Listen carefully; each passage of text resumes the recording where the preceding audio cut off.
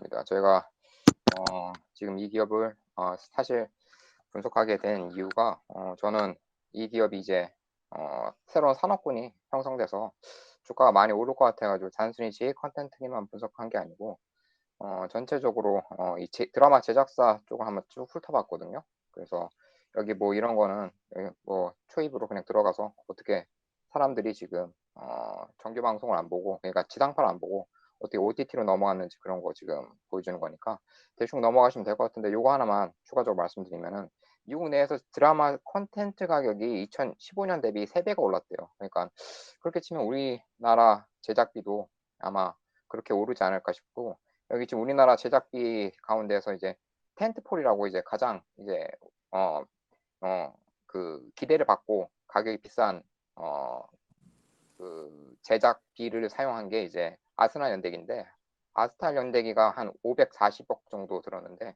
이거 볼 땐 제가 아웃라이너 같고, 보통은 한 최근에 만든 것들은 다 200억, 300억 요 정도 수준인데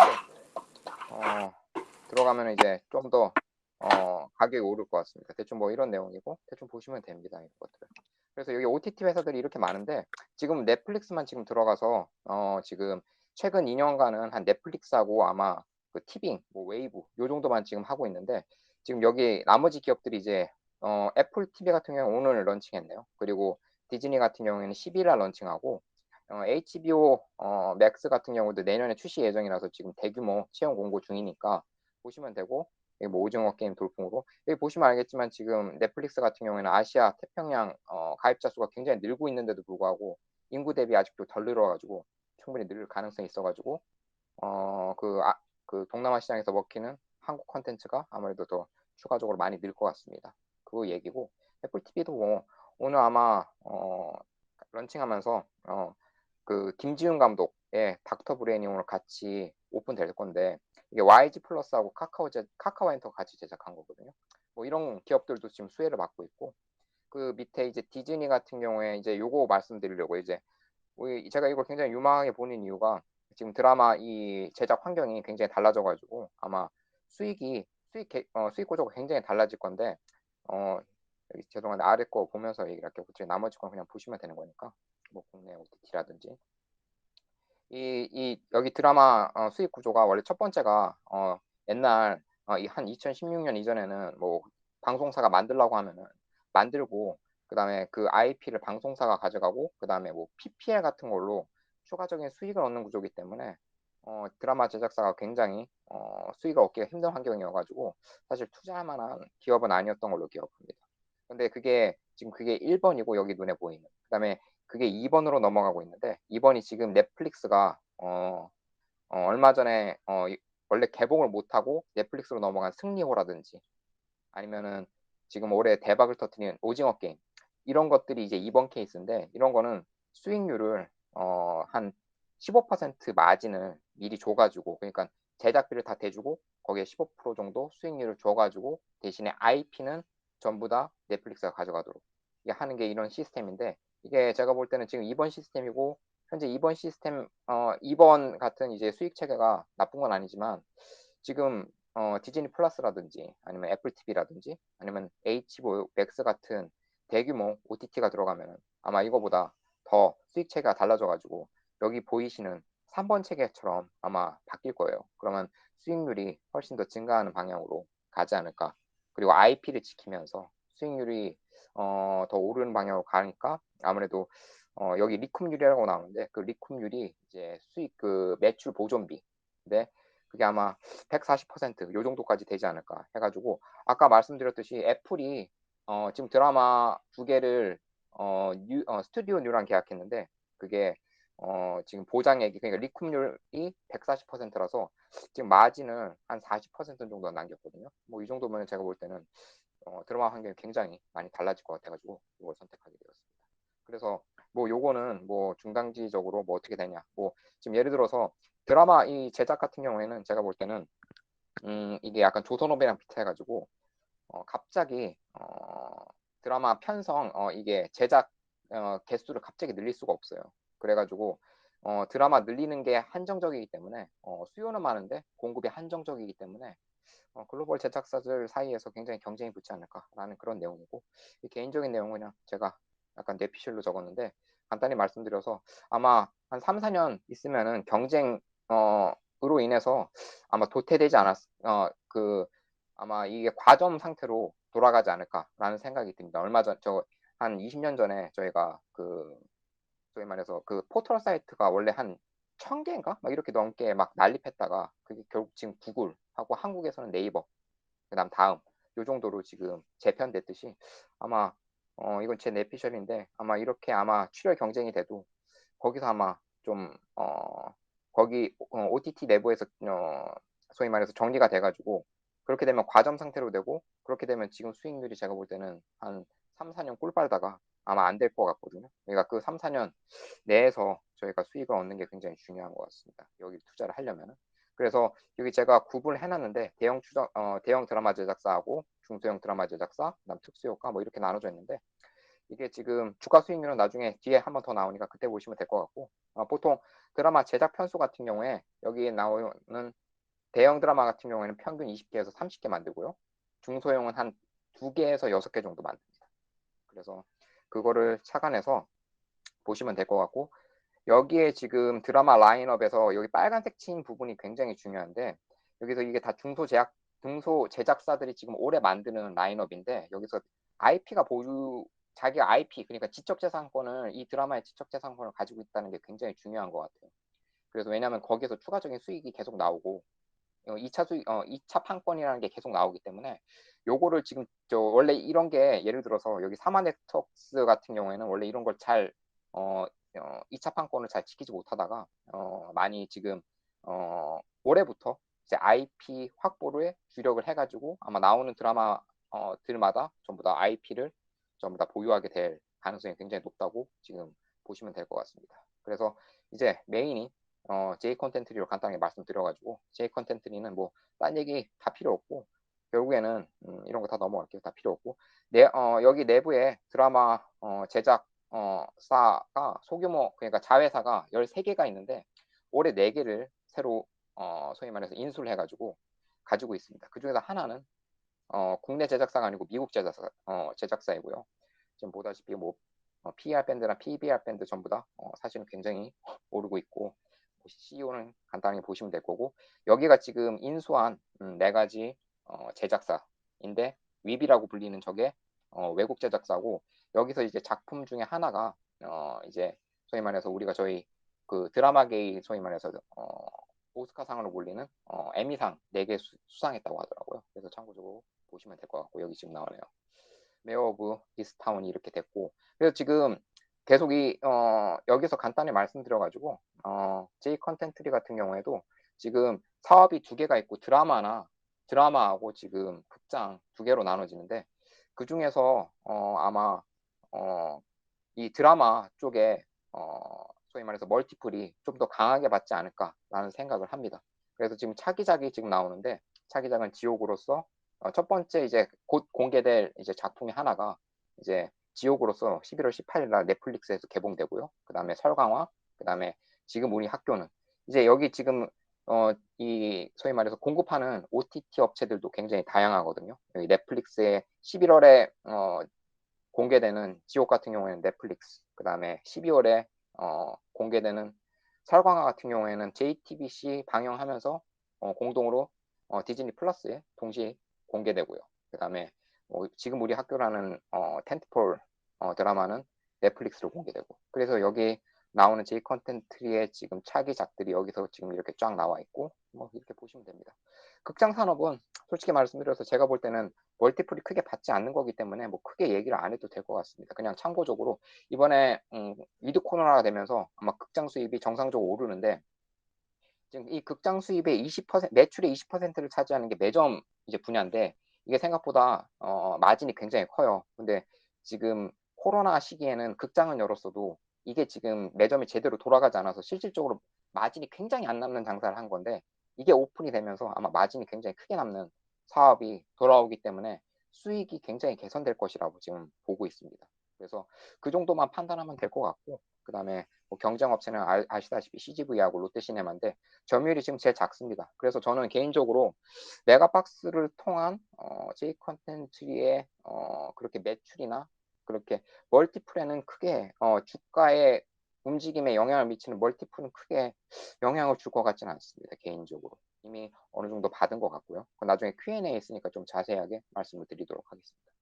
스튜디오 드래곤은 그냥 간단하게 말씀드려가지고 그냥 가장 우리나라에서 드라마를 많이 만들 수 있는 제작사고 1년에 28편에서 30편 정도 만든다. 그런데 제가 볼 때는 좀 밸류에이션이 상대적으로 좀 높은 것 같습니다. 그리고 단점으로 지금 원래 제가 볼 때는 이 드라마 제작사들의 단기적으로 모멘텀이 있으려면은 넷플릭스 같은 해외 OTT 업체에 올라가가지고 그 세계 순위가 높은 순위로 올라가야만 좀 사람들 기대 심리로 주가가 높이 올라가는데 지금 현재 CJ 그룹 내에서 제가 볼 때는 자체 OTT인 티빙에 많이 힘을 줄 것 같아요. 그래서 아무래도 스튜디오 드래곤도 아무래도 비슷한 자회사이기 때문에 이쪽에 아무래도 힘을 주기 때문에 상대적으로 넷플릭스 향 제작이 상대적으로 적지 않을까라는 좀 우려가 있기 때문에 많이 오를까라는 좀 우려가 있습니다. 현재 밸류에이션도 상당히 높은 편이고요.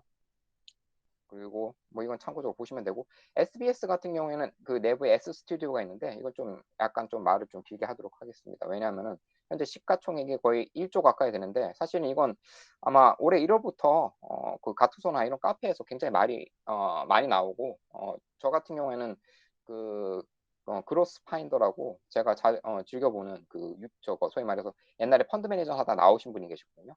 그분이 한 3월 달부터 밀더 계시던 그 소위 말해서 기업이에요.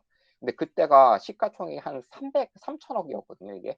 그러니까 이게 지금 공중 팔아서 굉장히 디스카운트를 받았는데, 이제 뒤에 보실 이제 예를 들어서 A 스토리 같은 경우에는 1년에 한 4작품 정도 만드는데, 그게 시가총액이 현재 지금 3천억이고, 주가가 높았을 때 4천억이었는데, 소위 말해서 이 공중파고 1년에 한 30개를 드라마를 만들 수 있는 SBS라는 이 주가가 그때 당시에 3천억이었다는 거 엄청나게 저평가가 당했던 거죠. 근데 지금은 주가가 그때에 비해서 3배가 올랐고 현재 시가총액도 한 9천억 정도 되는데 제가 볼 때는 지금도 들어갈 만한 여력은 있을 것 같습니다. 그 이유를 몇 가지 설명을 해드리면은 일단은 뭐 이거 본업 실적의 안정성은 지금 이 SBS 같은 경우 올해 굉장히 많이 이렇게 재편을 해서 예를 들어 수목 드라마 같은 거 폐지를 하면서 드라마 제작비를 많이 통제를 하고 수익성을 강화시키고 있고요.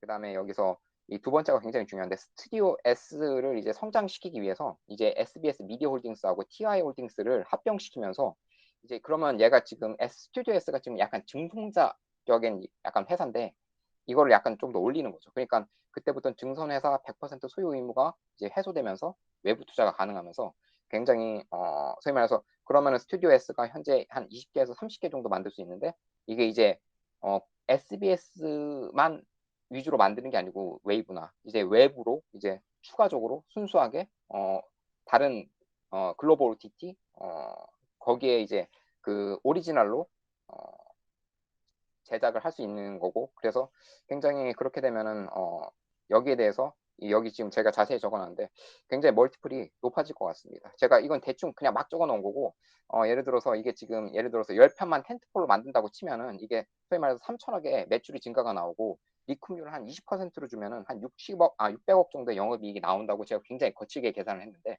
대충 그 정도로 보시면은 지금 SBS 이 전체에 굉장히 추가되는 그런 그 매출의 그 증가량이 굉장히 높기 때문에 지금 굉장히 오른 상태긴 하지만 추가적으로 더 오를 여력이 있지 않을까라는 약간 생각을 하게 됩니다. 그래서 여기서 이제 문제점이 이제 두 가지가 나온다고 했는데 이 태영그룹 같은 경우에 지금 시총이 이 자산이 가지고 있는 게 10조 전후기 때문에 스튜디오 S를 투자를 이제 받다 보면 이제 10조를 넘어가게 돼서 이제 그렇게 되면은 이 지배 구조가 굉장히 복잡해지거든요. 그렇기 때문에 그런 문제점이 있고 두 번째가 이제 공중파 방송이나 낡은 이제 플랫폼 이미지를 어떻게 해소하느냐 그런 거 보시면 될 것 같습니다. 그래서 뭐 대형 제작사는 대충 받고 중소형 제작사는 그냥 요거만 설명하고 넘어가도록 하겠습니다. 그냥 1년에 만들 수 있는 제작 편수가 3에서 5편 정도 되는데 이제 30억짜리 텐트폴을 한 2편 만들고 한 150억 일반작은 한 2편 만든다고 쳐서 평균적으로 4편 만든다고 치면은 최소 매출이 한 450억 정도 되고 거기에 곱하기 2를 해서 그러니까 합쳐서 총 4편에 한 900억 정도 그리고 영업이익이 한 180억 정도가 이제 추가적으로 매출이 발생한다고 저희가 그 계산을 하면 될 것 같습니다. 그렇게 돼서 지금 여기 나오는 나머지 시가총액이랑 비교를 하셔가지고 비교를 하시죠.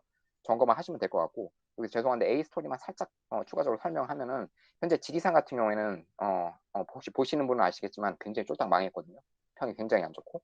근데 그게 현재 스튜디오 드래곤 같은 경우 한 이미 이게 판권을 이미 다 팔았어요. 예를 들어서 아이치 여기 지금 아래 이제 이게 나온 이제 그 공문서 이제 보시면은 아이치한테 이미 280억으로 아시아 방영권으로 선계약을 했고, 스튜디오 드래곤과 210억 정도로 이미 TVN 방영권 선계약을 해서 이미 여기서 제작비 350억을 이미 다 수거한 상태이고, 이제 거기에 추가적으로 이제 이 지리산 같은 경우는 IP를 가지고 있기 때문에, 그러니까 지적재산권을 가지고 있기 때문에 거기서 추가적으로 PPL이나 다른 OST나 아니면 다른 2차 저작권 같은 경우로 추가 수익을 낼 수 있기 때문에 이미 한 100억에서 150억 정도 추정 이익이 나오고 있습니다. 그러니까 드라마가 쫄딱 망하는 거랑 사실 관계없이 이미 이미 수익이 나온 상태죠.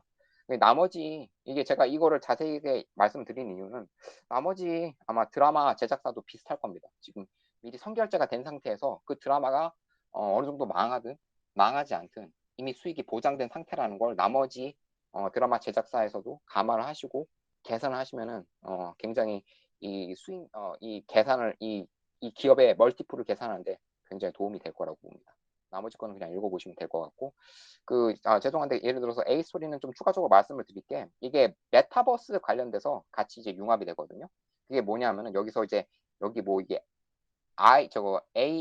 AI MC 뭐 이런 거 설립했다고 하는데, 이게 뭐냐면은 이 웹을 깔면은 드라마를 보면서 저희가 예를 들어서 전지현이 뭐 이렇게 등산복을 입고 있으면은 그거를 실시간으로 뭐를 입었는지 즉석으로 나와가지고 구매를 할 수 있게 만드는 일종의 쇼핑 플랫폼이에요. 이렇게.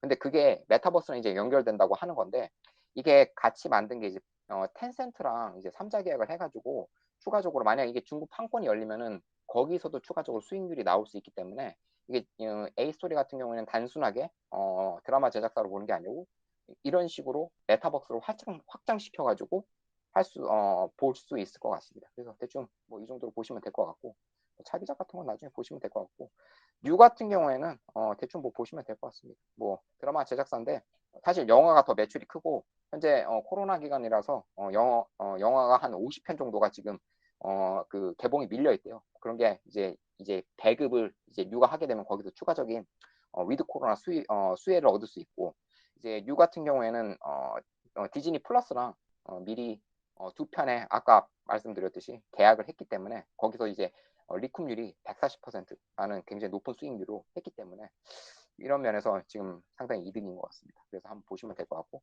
펜엔터테인먼트라든지 사마 네트워크는 그냥 참고적으로 보시면 될 것 같습니다. 뭐 별거 중요하지 않고, 키스트 같은 경우에는 한번 이게 제가 저 같은 경우는 사실 키스트에 살짝 들어가긴 했거든요. 지금 주식에. 이게 왜냐하면 상대적으로 지금 원래는 키스트가 이게 배용준이 만든 이게 소위 말해서 매니지먼트 이제 연예인 매니저 관리하는 회사로 원래 유명한 회사인데, 아마 올해부터 드라마 제작사 비중을 훨씬 더 드라마 제작이라는 쪽에 힘을 더 줄 거예요. 근데 이게 상대적으로 드라마 제작사라는 인식이 아직 크지 않기 때문에 제가 볼 때는 지금 멀티플을 많이 받지 않고 있는데, 다른 기업에 비해서. 근데 그게 멀티플을 받지 않을까라는 생각이 듭니다. 그래서 이거 참고적으로 보시면 될 것 같고, 초록뱀 미디어 같은 경우에도 뭐 참고적으로 보시면 될 것 같습니다. 뭐, 초록뱀 미디어 같은 경우에는 좀 단점이 뭐냐면은 지금 제가 알기로는 여기 이게 지금 소위 말해서 그 텐트폴 작품이 별로 없는 걸로 알고 있어요. 그래서 이건 있구나. 제작비 350억 정도에 지금 이건 BTS 관련 차기작이 뭐 나온다고 하고, 현재 글로벌 OTT랑 협의 중이라고 하고, 이렇게 대충 보시면 될 것 같고, IHQ도 제가 볼 때는 방금 말씀드린 여기 그 피스랑 비슷하게 원래 매니지먼트 회사인데 이것도 이제 종합 엔터테인먼트 회사라 가지고 이제 드라마 같은 것도 만드는데, 그런 거 이제 멀티플이 아직 덜 받은 상태이기 때문에 이것도 아까 말씀드렸듯이 추가적으로 더 멀티플이 오를 그런 추가적으로 주가가 오를 힘이 있다고 봅니다. 그래서 여기 참고적으로 이런 거 뭐 재무제표 같은 경우에는 사실 뭐 이런 기업들이 전부 다 뭐 사실 영업이익이 거의 적자인 경우가 많기 때문에 따로 분석한 걸 대충 적어놨는데 참고적으로만 보시면 될 것 같습니다. 여기 뒤에 위직 스튜디오하고 제가 덱스터라는 거를 따로 넣어놨는데 이거는 주로 특수 효과 관련돼서 주로 나오는 거라서 이게 드라마 제작에도 관련이 있지만 다른 거에도 아무래도 그 메타버스에도 많이 연결이 될 거예요. 그리고 이 덱스터 같은 경우에 아까 여기 지금 보시면 알겠지만 VFX라고 이게 소위 말해서 특수 효과나 이런 거 관련된 거거든요. 근데 아까 안 하고 넘어갔는데 뉴라는 회사에도 똑같이 이런 자회사 중에 특수 효과를 담당하는 게 있기 때문에 이것도 소위 말해서 메타버스 관련주라고 해가지고 전부 다 ETF에 담겨져 있어요. 그래서 그런 것도 이거 같은 경우에는 그러니까 드라마 제작사로서의 멀티플도 받지만 이런 메타버스로의 소위 말해서 모멘텀도 받기 때문에 두 가지의 소위 말해서 핫한 분야가 섞여 있어서 다른 분야보다 멀티플을 더 높게 받을 가능성이 높기 때문에 참고적으로 보시면 될 것 같습니다. 그래서 여기 미디어 컨텐츠 관련 이제 ETF가 이렇게 담겨져 있어가지고 뭐 이렇게 담겨져 있다는 거 참고적으로 보시면 될 것 같고, 요거 같은 경우에 이제 메타버스 관련돼서 이제 ETF가 운영되고 있는데 거기서 이제 요거는 시총 비율 기준으로 얼마나 많이 담겨져 있는지인데 이제 보시면 알겠지만 첫 번째로 뉴, 그다음 덱스터, 그다음 위직 스튜디오, 뭐 YG 플러스는 제가 여기서 분석해서 따로 안 적었지만 이것도 드라마 제작사거든요. 드라마 아까 말씀드렸듯이 오늘 소위 말해서 런칭하는 그 애플 플러스 TV에 오늘 개봉 나온다는 닥터 브레인을 그 YG 플러스가 만들었기 때문에 요것도 드라마 제작사로 볼 수 있는데 여기 지금 많이 담겨져 있습니다. 그래서 여기 시가총액 비율 한 달 동안의 주가 변화를 보시면은 뉴 같은 경우에는 거의 이게 세 개 합산해서 거의 한 25% 정도 올랐거든요. 그러니까 이런 것들은 드라마 제작사로도 아까 말씀드렸듯이 멀티플 소위 말해서 모멘텀을 받지만 이런 쪽으로도 모멘텀을 받기 때문에 이런 ETF랑 같이 보면서 생각을 하면 괜찮을 것 같습니다. 이건 뭐 제가 참고적으로 적어 놓은 거고 결론은 이겁니다. 그러니까 이게 지금 드라마 제작 같은 경우에는 제 생각에는 지금 열리고 있는 산업이기 때문에 관심을 가져서 지켜볼 만한 산업군인 것 같고, 여기 지금 제가 이거는 2차 전지 산업군에서 일진 머티리얼스를 지금 따로 빼서 지금 이걸 제가 따로 보여드리는데 여기 2차 전지 소재 중에서 작년 같은 경우에는 지금 왼쪽 표를 보시면 알겠지만 일진 머티리얼스가 나머지 2차 전지 소재가 올라갈 때 굉장히 안 올랐었어요. 근데 그 옆에 오른쪽 표를 보시면 알겠지만 올해 같은 경우에는 올해 1월부터 10월까지 거의 100% 그러니까 2배 올랐거든요, 가격이. 그러니까 이 산업군이 한번 전체적인 이 산업군의 패러다임이 변하면은 거기에 관련된 소위 말해서 섹터에 있는 기업들은 그 섹터의 그 기업 전체적으로 그 재무제표가 어떻든지 간에 제가 볼 때는 전체적으로 모멘텀을 크게 받는 것 같습니다. 근데 그게 시기가 처음 받냐 나중에 받냐는 거는 있는데 어쨌든 순환이 되기 때문에 처음에 모멘텀을 못 받았던 기업이 나중에 모멘텀을 충분히 받을 수 있고, 그렇기 때문에 안 올랐던 기업들을 참고적으로 보시면 될 것 같습니다. 그래서 제가 이 표를 가져왔는데 지금 여기서 이 5개의 중소형 소위 말 드라마 제작사 중에서 지금 나머지 제작사들은 2020년 12월 12일 기점으로 나름 굉장히 오른 편인데 지금 보시면 알겠지만 키스트 같은 경우에는 굉장히 오르지 않았죠. 그래서 이런 것으로 그걸 참고적으로 보려고 한번 이 표를 가지고 왔고, LNF 같은 경우는 왜 갖고 왔냐면은 이거 지금 보시면 알겠지만 LNF도 올해 주가가 이게 2차 전지 관련해서 굉장히 많이 올랐는데 지금 매출액 이게 2019년 처음에 2차 전지가 이게 활성화됐을 때만 해도 지금 보시면 알겠지만 재무제표 상태가 굉장히 안 좋았어요.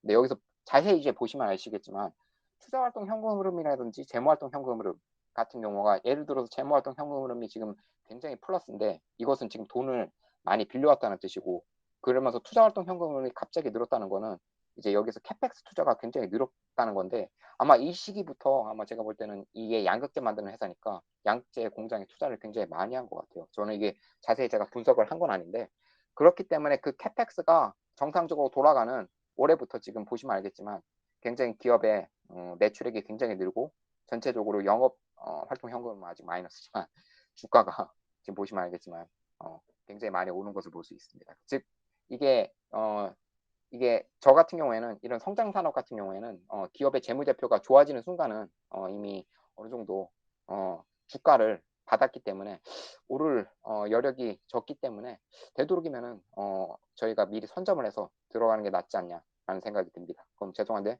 질문으로 바로 가도록 하겠습니다.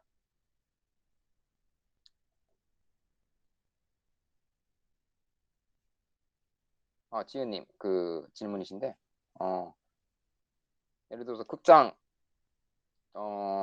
컨텐츠 같은 경우에는 지금 제가 극장 같은 경우에는 사실 죄송한데 제가 드라마에 주력을 해서 봤기 때문에 극장이 지금 어느 정도 돌아가는지를 제가 자세히 지금 못 봤고 죄송한데 제가 볼 때는 이거 극장 같은 경우에는 제가 여기에서 모멘텀 하는 게 크지 않다고 생각하기 때문에 크게 연구를 안 했고 다만 아까 말씀드렸듯이 그 매점이 이제 아마 어제부터 제대로 돌아가기 때문에 거기서 이제 모멘텀을 받지 않을까라는 생각을 지금 하고 있고 그다음 죄송한데 여기서 PBR을 왜 10일 넣었냐고 하는데 죄송한데 제가 거기 주가 계산할 때 제대로 그걸 계산을 넣지 않아 가지고 삼성전자 그냥 주가 PBR 그 수정하기 전께 그대로 연결된 거고 저 같은 경우에는 이거를 만약에 제대로 계산을 하려면은 이게 지금 전체적으로 그 기업의 지금 재무 상태가 좋죠. 다 마이너스기 때문에 계산하려면은 SOTP 방식으로 따로 이게 나눠서 sum of the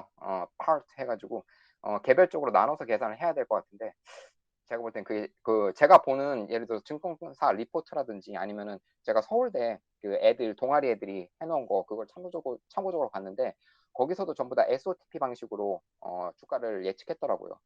근데 저 같은 경우에는 약간 그런 능력도 안 되고 제가 볼 때는 이게 지금 성장 산업이기 때문에 그런 계산이 약간 조금 하는 게 의미가 있나 싶은 생각이 있어가지고 따로 계산을 안 했습니다. 그래서 그거 혹시 제가 능력이 되면 나중에 계산해서 알려드리도록 하겠습니다. 그 다음에 민호님 같은 경우에 그 제작 여유 능력이 확인되는 지표나 수치가 어떤 것이 있는지 궁금하시다고 하셨는데 저는 이게 제작을 할 수 있는 게 아까 말씀드렸듯이 한정적이죠. 그러니까 그 드라마 제작사당 만들 수 있는 수가 어느 정도 한정적이고 갑자기 캐파를 늘릴 수 없는 구조예요.